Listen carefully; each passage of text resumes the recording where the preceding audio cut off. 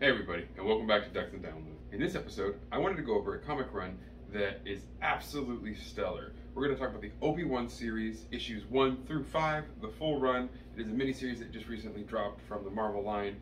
Absolutely amazing. The cover art for these comics are absolutely amazing, and I highly recommend the original, not just the variants. The variants are good, but the original art is just to die for. Aside from the really great covers though, these pages are also packed full of content, and there are a lot of pages in here. They're pretty thick, so they're not really wimpy. That's really awesome for a comic to come out with this much content. Now, aside from it being, of course, in a galaxy far, far away, one of the main overarching themes, though, that kind of blankets this entire story is a great sandstorm blowing in off the Dune wastelands. In the first comic, Obi-Wan, reminiscing in his hut and really starting to write down some of his thoughts in a journal, begins to think about his youth. As this storm begins to grow in power, we kind of see Obi-Wan. What I really like in this is that he is an extremely exceptional Padawan. It's almost like he had all the hard work to get him to surpass or equal to those who were talented naturally. But of course, the natural talent can take you to an entirely different orbit, whereas hard work can only take you as far as you can take yourself. But that's what made Obi-Wan one of the best Jedi ever. And we really get to see this, and it shines through.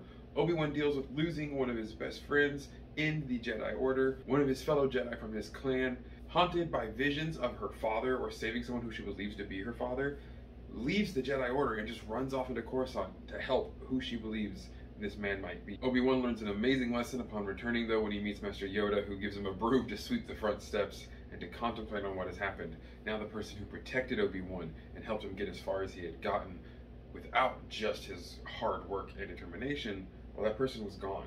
And now he had to really focus on looking out for himself and reading the Force and letting go, which he'll have a problem with, leading all the way into the second issue.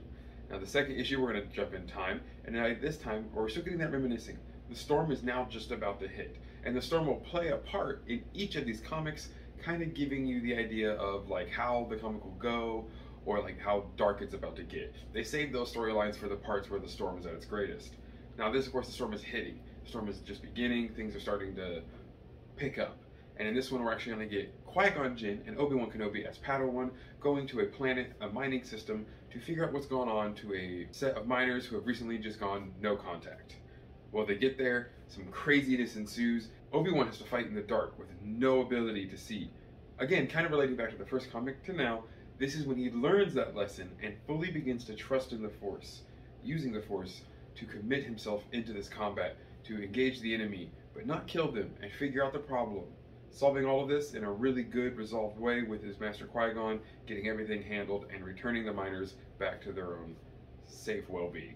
Which, of course, it's always awesome to see Qui-Gon and Obi-Wan get to have time together. I absolutely love their story, and Qui-Gon being one of my favorite Jedis, I'm always down to get more Qui-Gon Jinn. The third one, the storm has really begun to hit. Things are getting pretty bad there on Tatooine, and so do the memories. Memories are going to start getting really dark from here. In this one, we're going to the Clone Wars. Now, it's going to take over a place of a lot of the Clone Wars. Obi-Wan is going to be looking at his old armor, again, writing in his journal, remembering his past Jedi Master friends and the generals of the war, and also how the war changed all of them, how much he hated the war, and how much he didn't really want to be there. He wanted to be a monk of peace who brought happiness and laughter and serenity to the galaxy. Not a soldier, definitely not a warrior. In this one, of course, we get to see more of his relationship with Cody as he begins to learn that the clones are naming themselves and becoming more unique, really making him attach himself a lot harder to his clone brethren as they go through the Clone Wars. It's a nigh impossible mission where they even have to use the help with a local settlement's coalition of forces to siege a droid-filled factory that is holding itself at the end of two extremely long bridges as it resides in a body of water. Well, as General Kenobi and his clone troopers push and push, having heavy casualties and almost losing a very important clone, who I don't want to spoil too much of the story of, but a very important clone who is there more or less for morale and support, who becomes very attached to Obi-Wan. Well, as they're pushing, the other side, the coalition forces, are being decimated and being completely slaughtered by the droids. Obi-Wan is beginning to question himself and really question the war and realizes that this isn't worth it, and he almost wishes he could just leave this moment. But then he rallies himself and knows that as the Jedi then, the true thing to do is to protect and to serve. And he begins to do that and really then rallies his clone troopers, and they almost succeed in the mission, but they are then at least allowed to finish the job. Sadly though, Obi-Wan has to give the call and help them clear the bridge, and they're going to blow it up with any clone on there who doesn't make it off being a casualty. And it's really wrecking Obi-Wan, and it's really powerful to see in this one how emotional he is, knowing that he's going to be the person who has to kill these clones, who are no more just soldiers. They're getting names, they're getting personalities, and he's getting to know them. And if that wasn't dark enough, then we get into issue 4. Issue 4 is going to be resolved around Obi-Wan and Anakin. It definitely looks like it's about before Revenge of the Sith, with Obi-Wan sporting his shorter haircut. So of course, with this happening, that means we're deep into the Clone Wars now, and the storm is deep into itself, actually blowing out the power on Kenobi's hut and making him kind of reminisce and think all the moisture farmers and of course Luke, hopefully safe out there. Storms like these have claimed many Tatooinian lives. Claiming lives too is a really hard issue for Jedi, and Anakin deals with this and suffers through this in issue 4 because he is then kind of there set out to take care of someone, to clean up something, and to assassinate someone. Anakin, definitely still hard in his Jedi teachings, refuses the idea at first, saying that the Jedi are not assassins and should not be used to kill, but should be used to apprehend and to help change the mind, to show truth and to show justice. Well, regardless of the way he fought against the initial order, they go on the mission as that good Jedi would of course do, following the orders of the Senate, going to a planet to stop another auxiliary trooper who's actually lost his mind to what seems to be some ancient dark side ruins. When they arrive on this planet, sure enough, there is an altercation between Obi-Wan, Anakin, and this crazy soldier who has this spirit of power within him, feeling that battle and death is the only way truly to get to the stars. In a moment of haste, the person lunges at Obi-Wan, threatening to kill him and or Anakin, and Anakin doing what he must and kind of turning that anger and primalness back on, kills the man in one blow. Now, of course, the man asks for forgiveness in the dying breaths, being released from the curse, comes to his senses, and simply just wants them to know that he doesn't blame them and that he understands that he was in the fault.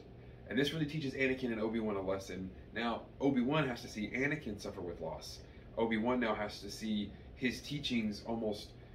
he wasn't able to keep Anakin from this, which is what he really wanted to do. He wanted to shelter him from the bad things, which in a sense is kind of what coddled him and made him arrogant in that way. That's one of the best things about these comics, is how we're getting to really see the inside of Obi-Wan Kenobi's mind and connect all the dots between episode 3 and episode 4.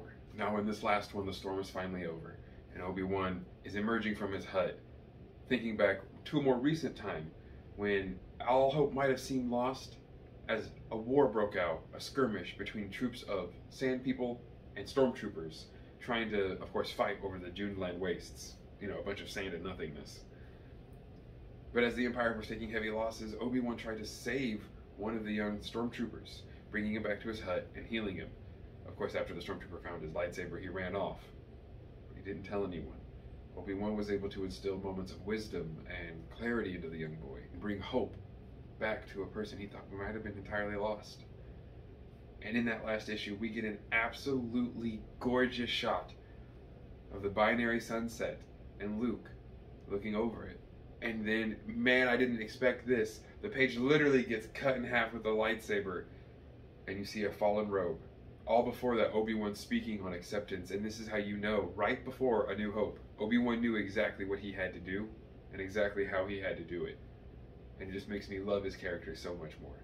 So guys, don't forget to like, comment, share, and subscribe. Let me know your favorite Obi-Wan moment. I look forward to talking more Star Wars with you all again. Thank you so much. May the Force serve you well.